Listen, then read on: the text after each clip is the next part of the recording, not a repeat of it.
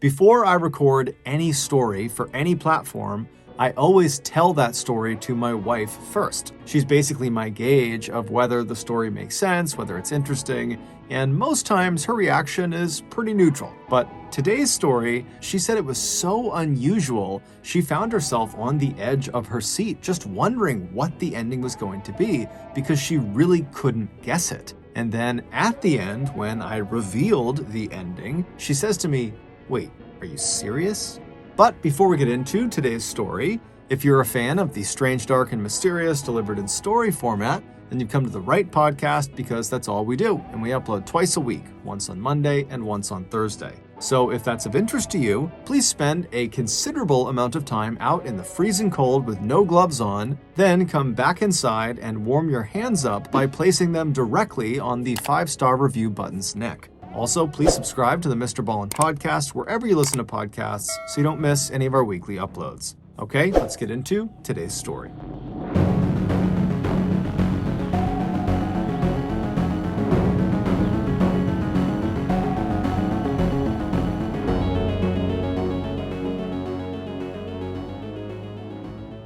Alexandra Ignatovic, or Sandra for short, was born in 1967 in a quiet suburb of Vancouver, Canada. Her parents, who had immigrated to Canada from Yugoslavia, were both extremely hardworking people who also had big, warm personalities and great senses of humor. They would pass all three of those qualities on to their daughter, which in turn made her a very popular person from a young age. In addition to her attractive personality, Sandra was also considered very physically attractive, so much so that when she was a teenager, her friends began to encourage her to compete in beauty pageants. Sandra was always flattered by these remarks, but would laugh them off, saying she didn't belong in something like that. But in 1985, during Sandra's senior year of high school, she finally gave in to her friends' suggestions and entered a local beauty contest called the Miss Burnaby pageant. And much to her shock, but not to her friends, she would win. And this win would automatically enter her into the huge Miss Canada beauty competition that year, though she would lose that one. However, Sandra was not remotely fazed by the loss. She actually thought it was pretty funny that she had gotten as far as she had.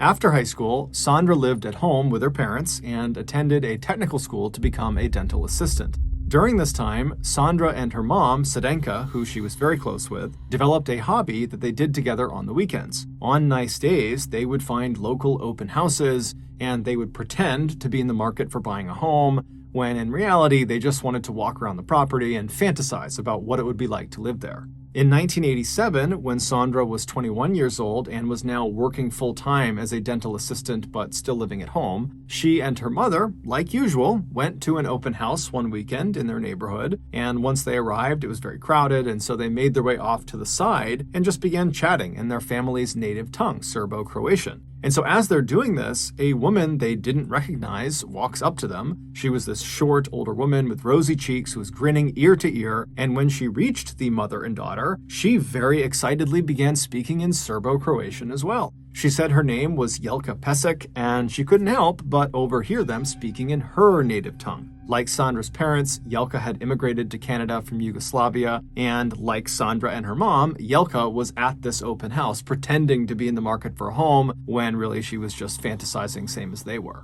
So these commonalities they shared immediately put them all at ease, and before long, all three of them were chatting and laughing like they were old friends. Over the course of their 15 or so minute-long conversation, Jelka eventually asked Sandra pretty point blank if she was single or in a relationship. And Sandra, who was a little caught off guard by the abrupt question, said, "I'm single." At which point, Jelka lit up, and with a smile on her face, she said, "Well, I'd love for you to meet my son Joe. He's about your age and single too." Sandra smiled, but before she could respond, Jelka kind of waved her off like she knew she was being too pushy, and she just said, "Look, our family owns an automotive shop in town. It's called Sam & Sons. If either of you ever have car troubles, it's on the house. Bring your car in. And if you, Sandra, swing by, I'll introduce you to Joe." Then she handed Sandra a business card and said her goodbyes to both of them and then turned and walked away. Once she was gone, Sandra and her mother kind of chuckled about the conversation they had just had, and then they went back to just enjoying the open house. And by that evening, when the mother and daughter had gotten back to their own home, they had more or less forgotten about Jelka. However, the following day, while Sandra was out running some errands, her car's engine started making really loud knocking sounds. Well, she didn't know what they meant. She knew that she really needed to have someone look at her car. And so as she began to look around, wondering if an auto body shop just happened to be close to her, she remembered Yelka from the day before giving her that business card for her auto body shop. And so Sandra pulled over to the side of the road. She fished inside of her purse and she pulled out that card, the business card, and she saw the address of the auto body shop was only a couple of blocks away. And so she merged back onto the road and she began driving over. When she arrived outside of Sam & Son's auto body shop, she parked in their front lot, and then she got out and she made her way into the front office. And then as soon as she stepped inside, she saw right ahead of her was this big desk, and behind the desk was Yelka. And as soon as Yelka saw Sandra coming in, Yelka lit up and she said, "Oh my goodness, you're here. Come here, come here. I got to introduce you to my son." And that's when Sandra said, "Well, actually, I'm here because my car actually broke down today. And I was wondering if, you could have a look at it." And immediately Yelka said, "Oh, of course." She grabbed a mechanic. She pulled him over and said, "Right now, go out and get Sandra's car. She has to be at the front of the line." And so the mechanic went out to get Sandra's car. And then Sandra said, "Thank you so much. I really appreciate it. I'm going to just go step outside and just let me know when it's done." But Yelka would say, No. You have to meet my son. Hold on just a minute." And so Sandra just kind of stood in the waiting room, kind of feeling a little bit awkward. And Yelka ran back into the back room behind the desk. And then she came running back out a few minutes later. And just a few seconds behind her was this handsome man in a crisp suit who had short, dark hair and a perfectly manicured mustache. And Yelka immediately grabbed him and kind of wheeled him out from behind the desk and brought him right in front of Sandra. And with a huge grin on her face, she says to Sandra, "This is Joe. This is my son. He's single. You're single. You two should go on a date." And so Sandra and Joe immediately laughed because it was so pushy and so forward, it was just kind of comical. But over the course of their very short interaction, they both found each other attractive and they actually agreed to meet up for a date. And over the course of the next few weeks, the pair would go on many dates and they would become inseparable. Joe would take Sandra to the nicest restaurants in town, they would go dancing, and then sometimes they'd just hop on Joe's motorcycle and go for long rides in the countryside. Less than a month after their first meeting, Sandra was already telling her family and friends that Joe might be the one. And she would be right, because almost exactly a month after their first meeting, Joe would ask Sandra to marry him, and she would say yes. Sandra was beyond excited. She knew this proposal had been abrupt, but she didn't care. She felt like Joe was perfect. However, there was one detail about Joe that Sandra hadn't really seen fully yet, and that was his mother. Sandra was aware that Yelka could be a bit pushy. After all, she did literally tell Sandra to date her son while they stood directly in front of her son. However, after that interaction, Sandra had really not spent much time around Yelka and so hadn't formed much of an opinion of her. But as soon as wedding preparations began, that would change. Yelka wanted to plan every single detail of the wedding. You should get married in this church. You should buy this gown from the store. Your bridesmaids should wear these dresses. Here's a great music list for the wedding reception. Although she presented these as suggestions, they were more like demands. At first, Sandra tried to just roll with it and allowed Yelka to have her way with a number of the decisions, but after each concession, it just seemed like Yelka would come back with even more demands. Finally, Sandra had just had enough, and she told Yelka, "You gotta stop inserting yourself into every single wedding planning decision. This is my wedding. This is Joe's wedding, not yours." And shockingly, Yelka responded by effectively saying, "I know better than you, and I'm not going to stop telling you how to have the best wedding because I want it to be the best."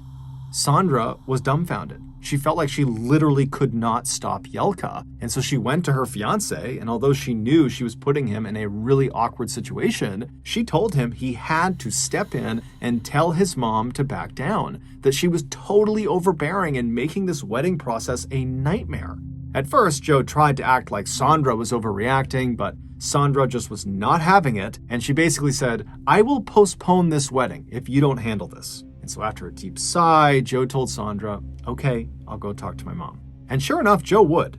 And Yelka would step back as a result of this conversation. However, it was plainly obvious that Yelka was not happy about this. And to show her displeasure, for the rest of the wedding planning cycle, Yelka refused to look at or talk to Sandra. But as upsetting as this was for Sandra, ultimately she was kind of okay with it because 1, Joe had demonstrated that he could have her back when she really needed him, and 2, She didn't really like talking to Yelka at this point. She found her incredibly annoying, and so to have Yelka ignoring her was kind of a good deal. A few weeks before their wedding, Sandra and Joe, who at that point both still lived with their parents, decided to go out and get an apartment they could share together as a couple. And they found one. It was very small and was the only one they could actually afford, but it was relatively close to both of their families and their work, so they took it. After getting the keys, Sandra and her mom would spend a very fun weekend going out to yard sales and discount stores to decorate and furnish the apartment, and by the time they were done, Sandra and Joe loved it. On June 11th, 1988, Sandra and Joe finally got married in front of all of their friends and family, and everyone seemed to have a great time, except for Yelka. Then, after the wedding, the new couple headed off to Hawaii for their honeymoon. A week later, Sandra and Joe returned to Vancouver, and when they walked into their new apartment, they were both shocked. The entire place had been completely redecorated. Couch covers had been switched out, the kitchen had been reorganized, bathrooms had different colored towels, the bed had different sheets on it, and it was even facing a different direction. After calling around to their families, they quickly discovered Yelka was responsible. She had used Joe's keys to slip into the apartment while they were on vacation. Sandra was furious. She and her mother had worked so hard to furnish and decorate the apartment to make it feel like her own, and now it just felt like Yelka's. It was so rude what she had done. Sandra literally couldn't believe it. Despite putting everything back the way it had been in their apartment, this was a massive violation of their privacy, and Sandra openly told Joe that she wanted nothing to do with his mother. However, it wasn't that simple for Joe.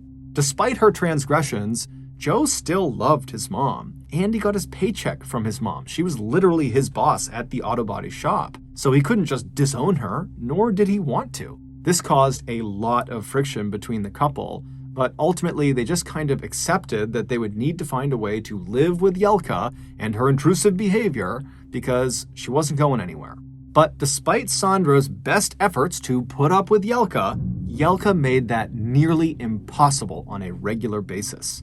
Shortly after the apartment redecorating incident, where afterwards Joe and Sandra told Yelka, "You cannot sneak into our apartment when we are gone," Yelka began sneaking into the couple's apartment when they were gone.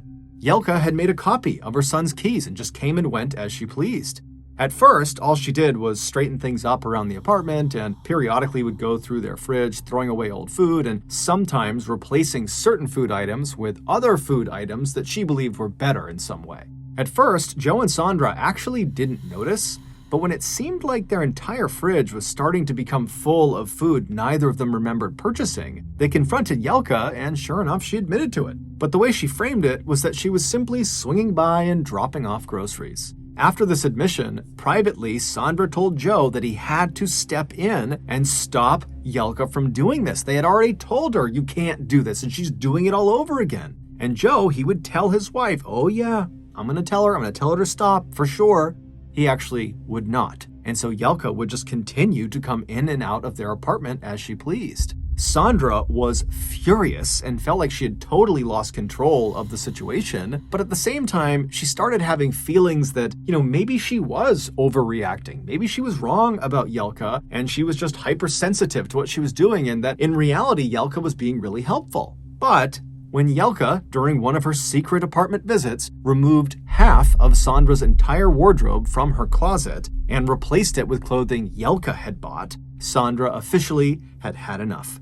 Instead of waiting for Joe to come home that evening and to figure out what to do together, Sandra just hopped in her car and drove right over to her in-laws' house. When she arrived, she ran up the front steps. She didn't even knock on their door. She simply opened it and screamed at Yelka, who was straight ahead in the kitchen, that she can never come in their apartment without permission ever again. Then she screamed at Yelka to give her her clothing back immediately. Yelka seemed totally unfazed by this, and instead of saying sorry or trying to make an excuse, she just said very matter-of-factly, "You don't look good in your clothing. I know what you look good in."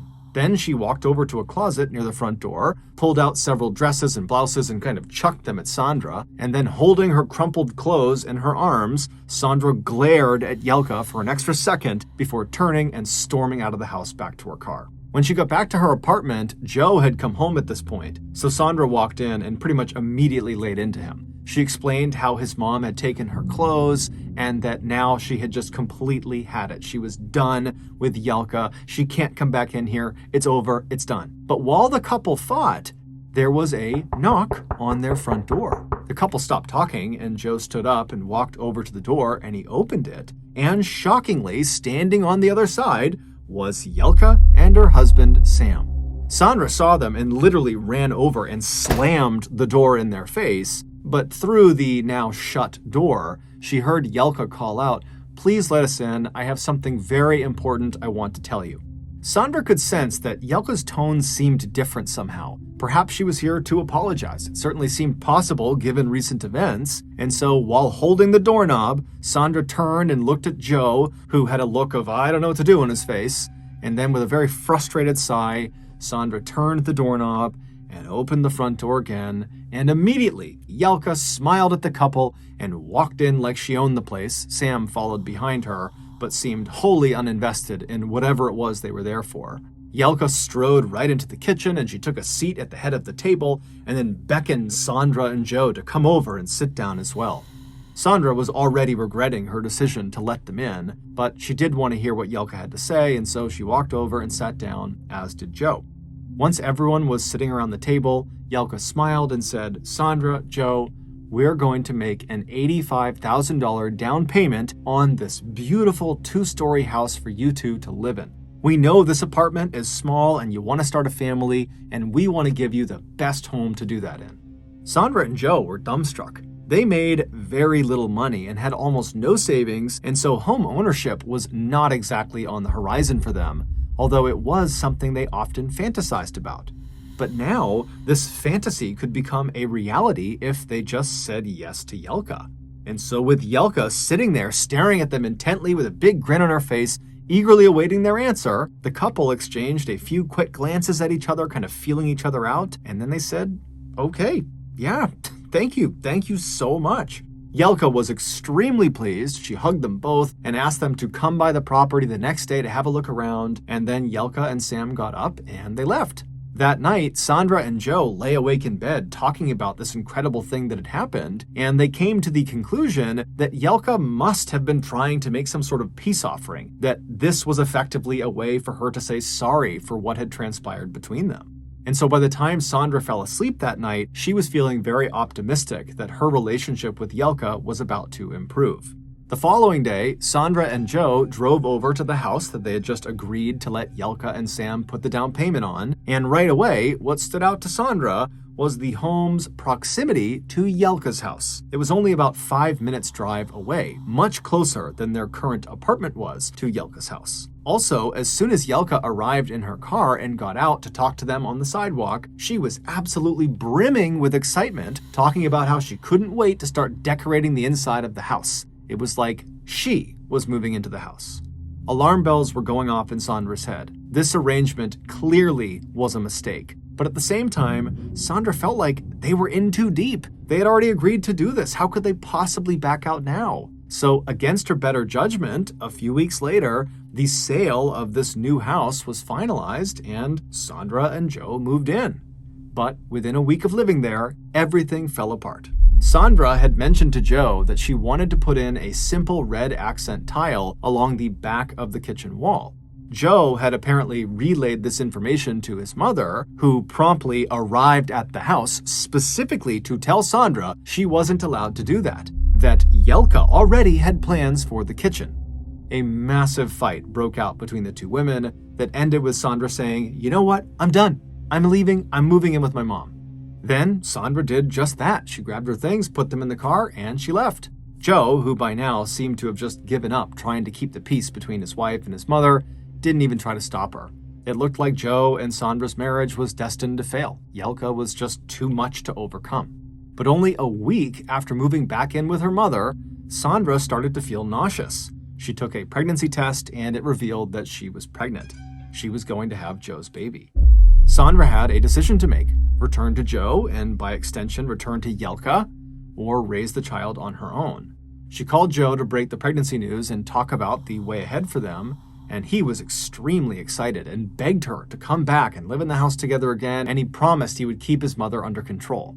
By the end of the call, Sandra decided she was willing to go back and give it another shot, not because Joe was so convincing or that she thought Yelka was really going to change, but because she felt like she owed it to her unborn child. And much to Sandra's surprise, once she moved back into the house with Joe, it actually was much better than before. Namely because Yelka actually seemed to be giving them space. Clearly, Joe had laid down the law with her, and Yelka was respecting it. She gave them so much space that by the time Sandra actually gave birth to her son Brandon, she found herself secretly starting to kind of like Yelka, just a little bit. 6 months after Brandon was born, Sandra and Joe were both starting to feel very run down from being on baby duty 24/7, and so Joe suggested they go out on a date night that Friday. Sandra loved the idea and asked Joe to get them a babysitter, and then once he said he had, they made reservations for their favorite restaurant. When Friday came around, as Sandra was getting ready for the night, they heard the babysitter knock on the front door. Sandra opened the door and saw Yelka. Despite her recent good behavior, Sandra was still very much on edge, wondering when the old Yelka was going to come back out again. And so her immediate reaction to seeing Yelka on the other side of this door was, "What are you doing here?" Yelka looked at her funny and said, "I'm your babysitter. Joe asked me." Sandra immediately whipped her head around and looked at Joe, who was now standing very sheepishly in the middle of the room. Before Sandra could say anything to him, Yelka had slipped past her into the house and was already talking about how she and Brandon were going to have such a wonderful night together and that everything was going to be just fine. Sandra shut the door and then grabbed Joe and pulled him into another room and told him she didn't like this, that he should have told her he was going to have her babysit their son. But Joe told her she was overreacting, that, despite their past issues, his mom was really excellent with kids. This would be fine. Sandra did not like this, but eventually conceded. And then before the couple left, Sandra gave Yelka very specific instructions for how to care for Brandon, what to feed him, what time to put him to bed, etc. And the whole time, Yelka just reassured Sandra that it was going to be just fine. Just go out and have fun. Finally, after giving all the instructions she could possibly think of, Sandra and Joe said goodbye and they left. They went out to their favorite restaurant, and then afterwards they went to a club to go dancing. And as soon as they got there, Sandra stepped away and hopped on a payphone to call Yelka to make sure everything was going okay with their son. And when Yelka picked up, she informed Sandra that the boy was, quote, out like a light, because apparently she had given him some tea from the old country. Sandra said, "What? I told you he only takes breast milk. What did you give him?" And Yelka just laughed and said, "Don't worry about it. It's fine. He's asleep. Go enjoy yourself." Sandra was horrified. She hung up on Yelka and ran back into the club. She grabbed Joe and said, "Your mom just fed something to Brandon that she shouldn't have. We have to go." The two ran from the club. They hopped in the car, and then Sandra flew back to their house. As soon as they were parked outside, she ran up the steps into the house, right past Yelka, into her son's nursery, and then standing next to his crib, she reached down and she lifted him up, which should have woken him up, but it didn't. He just lay limp in her arms. And so immediately Sandra pressed his mouth up against her ear to see if he was still breathing, and barely she could tell he was still breathing. But despite screaming his name and moving him around, nothing was waking him up. And so by this point, Yelka had come into the room and she was trying to convince Sandra that this was no big deal, that, the tea from the old country works great. You got nothing to worry about. But at this point, Sandra is panicking and she's screaming at Yelka to tell her what was in the tea you gave him. But Yelka just wouldn't give her an answer. She just kept laughing and saying it was fine. And so finally, Sandra just takes her son and runs past Yelka, runs past Joe. She runs out to the car. She strapped her little boy into his car seat, and then she flew to the emergency room. And then when she got there, she hopped out. She's carrying her baby. She's hysterically crying. And she runs in through the doors, and all the doctors and nurses, they run over and they take the child from her, and they're asking all these questions. They're trying to figure out what's going on, and they start feeling for a pulse, and they would find one. However, it was very, very slow. And so they whisked Brandon away into an exam room to work on him and figure out what was going on. Meanwhile, Sandra just had to pace in the waiting room, crying hysterically, having no idea what's happening to her boy. But luckily, just a few minutes later, one of the doctors would come back out of the exam room and they would tell Sandra that, we think your son's going to be just fine. We don't know what he consumed, but whatever it was not good, and he should never have that again. And then he told Sandra she could come back and actually be with her son again. And so Sandra left the waiting room and she went down the hall. She went into the room where her son was. And there, laying on this bed with wires and tubes connected to him, is her little boy, who still looks totally lifeless. And so Sandra walked around and she sat down next to the bed and she laid her head down on the pillow and just looked at her son. And right there, in that moment, she decided that she was officially done with Yelka, even if it meant being done with Joe. A few minutes later, when Joe arrived by himself, Sandra would tell him he needed to choose. It was either going to be her or his mother. Unlike other times, Joe was not quick to come to his wife's side. In his mind, Sandra had become as much to blame for the drama as his mother was. And so after getting very frustrated with Sandra, he said, "You know what? You keep yelling at my mom, and I don't like it. She only wants to help and be supportive, and you just can't accept that. So I'm sorry, but I'm choosing my mom, not you." And Sandra would say, "Fine."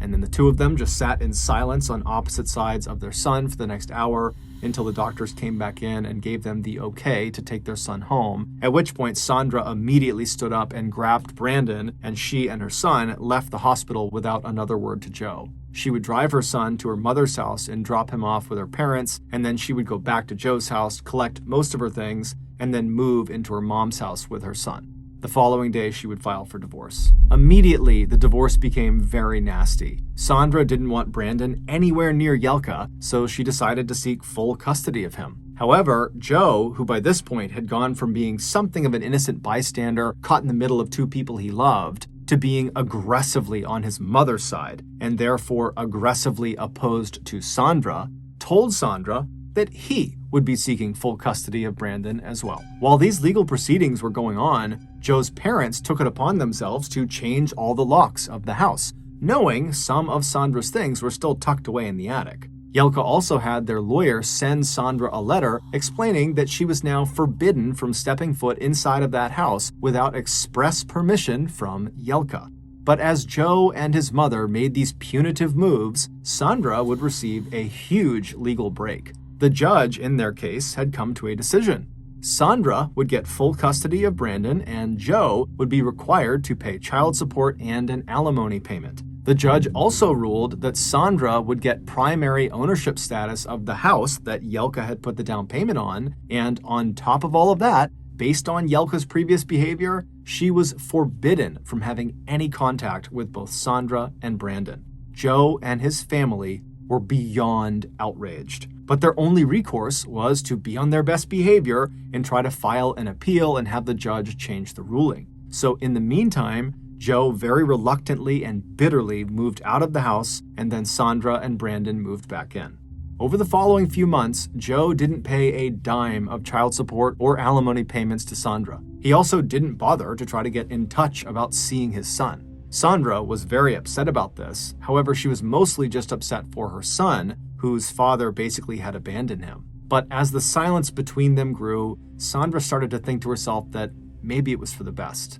Fast forward about a year and a half to the summer of 1992, Joe was still not paying any support money to Sandra, and he and Sandra were still not talking, minus during court appearances for the appeals that had been filed. And during those short interactions, Joe would be openly cold and hateful toward his ex-wife, which Sandra could clearly tell made Yelka very happy. But Sandra didn't care. She had her son, she had the house, and she felt like no matter what they said or they did, they weren't going to stop her from trying to have the best life she could have. But Sandra's life was about to take a drastic and unexpected turn. In June of that year, Sandra walked out to her mailbox in the morning and found a small package with no return address on it. She brought the package inside, opened it up, and saw that it contained a paperback novel called The Deaths of Cindy James.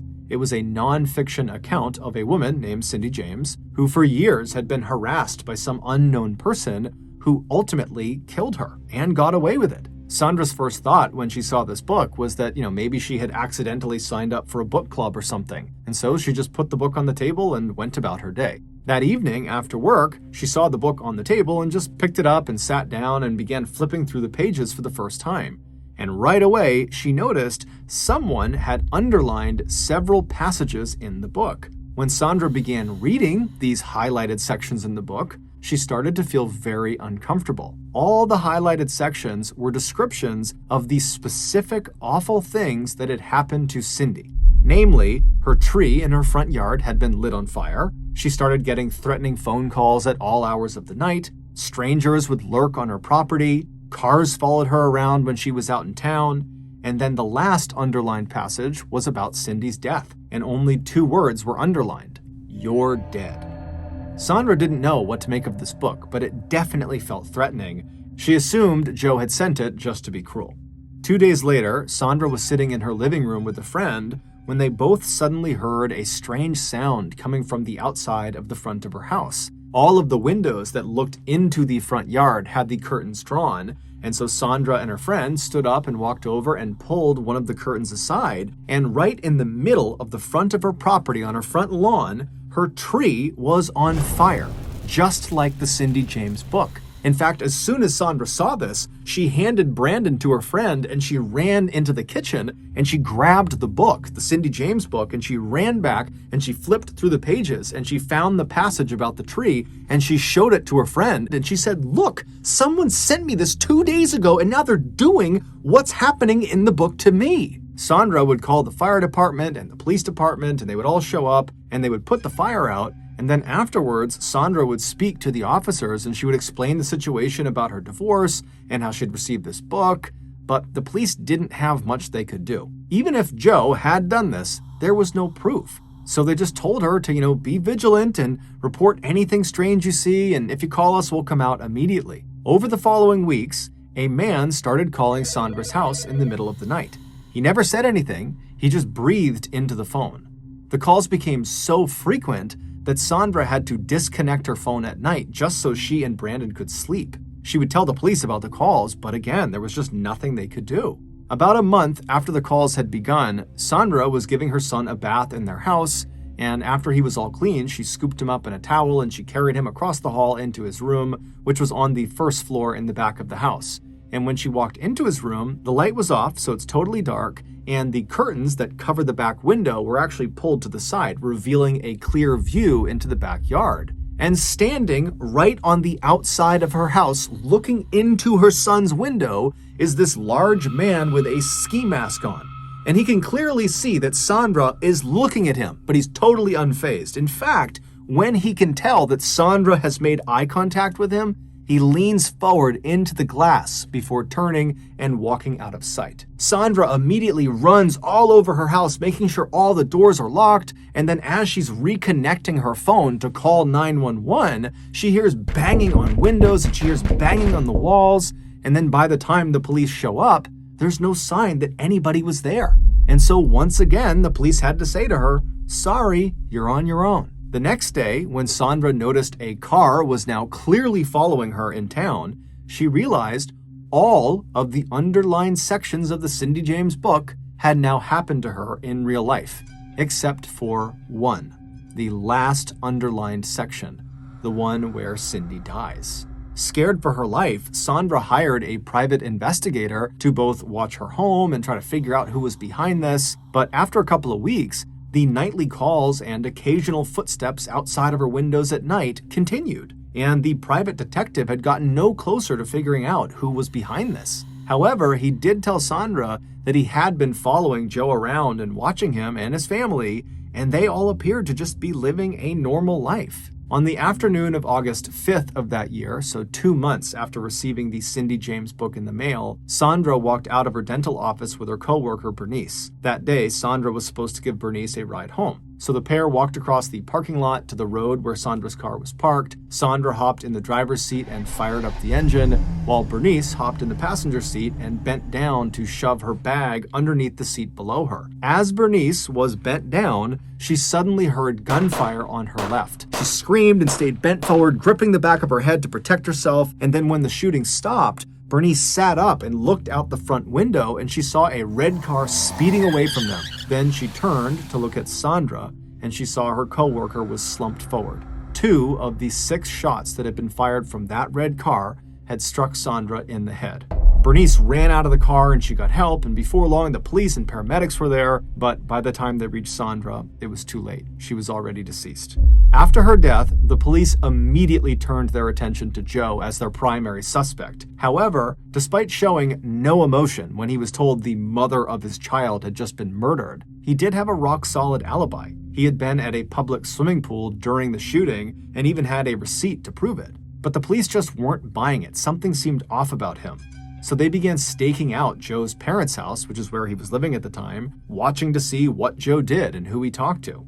And for the first 4 days, nothing unusual happened. But on the 5th day, the police were watching the house from a distance when Yelka suddenly came out the front door and hopped in her car and started to back down her driveway. But before she reached the end of the driveway, she came to a stop. Then a man came running out of her house who was neither Joe nor her husband, and he climbed into the back seat of her car and then laid down on the floorboards so no one could see him. The police thought this was very odd, so they decided to trail Yelka. They would follow her to a nearby mall parking garage where she and this man would climb out of the vehicle and go into the mall at different times as if they were trying to make it seem like they didn't know each other. One of the officers would stay in the parking garage watching Yelka's car, while the other officer went into the mall to see what these two were up to. But very quickly, that officer lost sight of both Yelka and this man, and so he had to return back to the parking garage with his partner. A little while later, the two officers watched as Yelka returned to her car,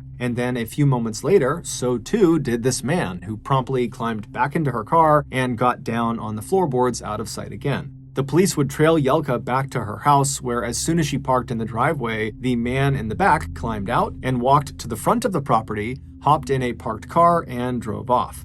The police followed this man and pulled him over less than a mile away, and when he got out of the car, something fell out of his pocket that blew the case wide open. It would turn out Joe really hadn't been involved in what happened to Sandra. However, his mother Yelka had. She had grown to hate Sandra so much she had decided she wanted to get rid of her, and she had just the plan in mind.